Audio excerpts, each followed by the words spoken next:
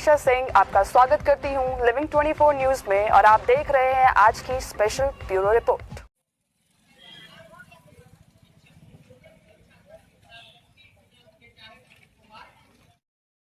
राजपुत्री थी, इनका विवाह हुआ उनसे।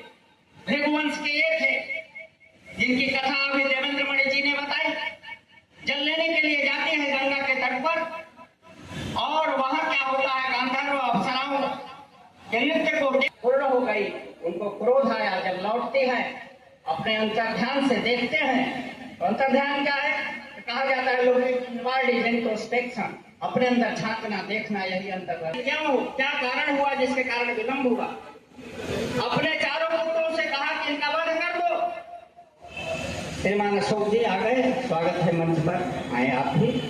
हमारे साहस ना हुआ और कुछ ही क्षणों में जैसे ही परशुराम पहुंचते हैं, पिता का आदेश था और दिया। पिता की आज्ञा मान करके उन्होंने कहा, ऐसा किया।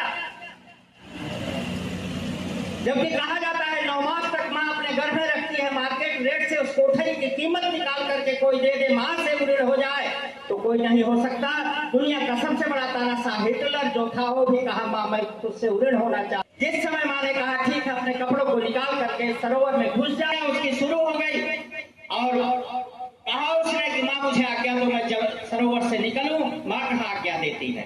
अचेतना अवस्था में जब सरोवर में गिरता है तो अपने सेवकों से कहा गीले पर मैं रही हूँ, तुमको अपने सीने पर लेटा करके तुमको इतना बड़ा किया हूँ। वर्ष तक माँ की सेवा करे तब भी माँ से ऋण नहीं हो सकता है, मेरा शास्त्र का।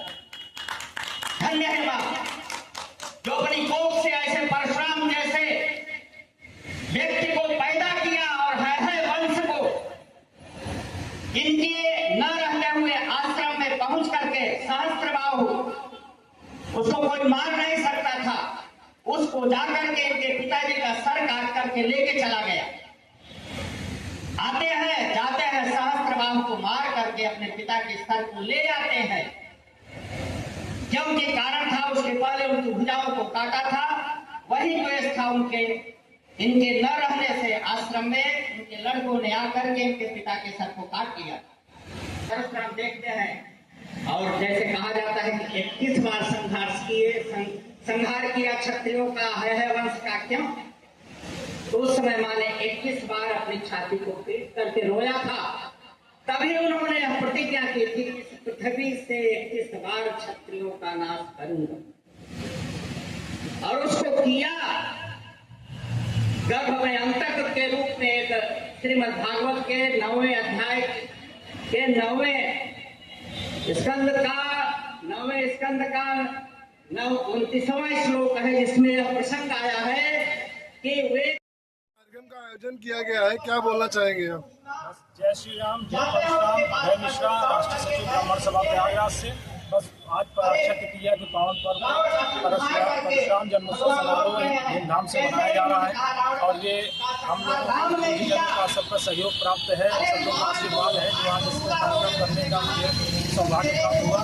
और हम जनता से ये अनुरोध करते हैं कि परशुराम जन्मोत्सव में सब एकजुट हो, सब एक साथ रहें, सब एक साथ होकर अनुरोध करें और इसमें भी अधिक ज़्यादा सबको यही जगाना चाहते हैं, यही संदेश है। आपका परिचय? अभय मिश्रा, राष्ट्रीय सचिव ब्राह्मण सभा प्रयागराज।